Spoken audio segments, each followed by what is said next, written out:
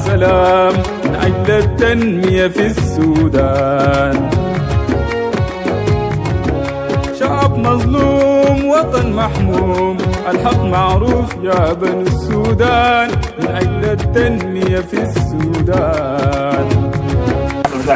ما شاء الله بارك الله فيك. الحمد لله بنجيكم ونحن معكم. ما شاء الله بارك الله فيكم. ربنا ان شاء الله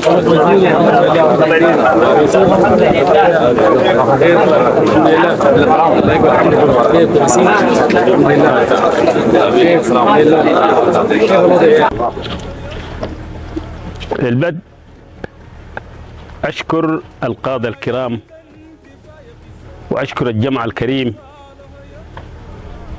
وأشكر قوات التمازج والدعم السريع جمعا.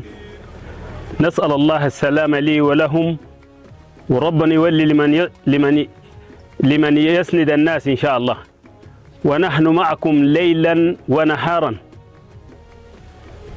والحمد لله بسلامتكم. والآن نحن مع الارتكاز ديل والله عيش ولبن، عيش ولبن. ما حصلت أي عوجة مما كانوا معنا، ويمكن الآن هنا موجودين إخوة. أنا من الناس قاعد نواسل أخيكم عمر إبراهيم عبد الرحمن وإمام مسجد، يعني معاملتنا زي اللبن وما قصر لنا أي شيء.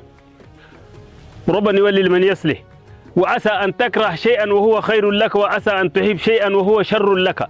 والآن ما في أي عوجة يا أهلي الكرام، الحمد لله بجيتكم ألف مرة.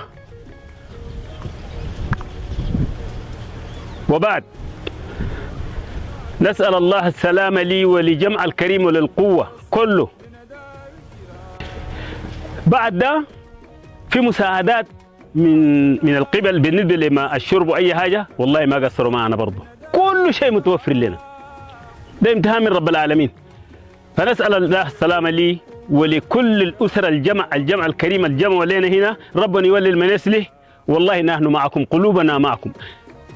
يمكن جبال في حاجة كرهناه وهو خير لنا، وما في شيء نكرهه من اليوم، والله ما في شيء كرهناه أبدا. ونحن مع أخواننا نتكاتف، وبالذات الارتكاز ده والله ما قصر معنا يا أخواننا بصراحة كده. كان في زور ذكر لهم كلمة قال قصر ولا كده، هم قصروا.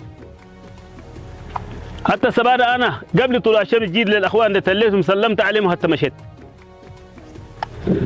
ماشي مع الأخوان في أي مكان، ما في كراهية أبدا يا أخواننا.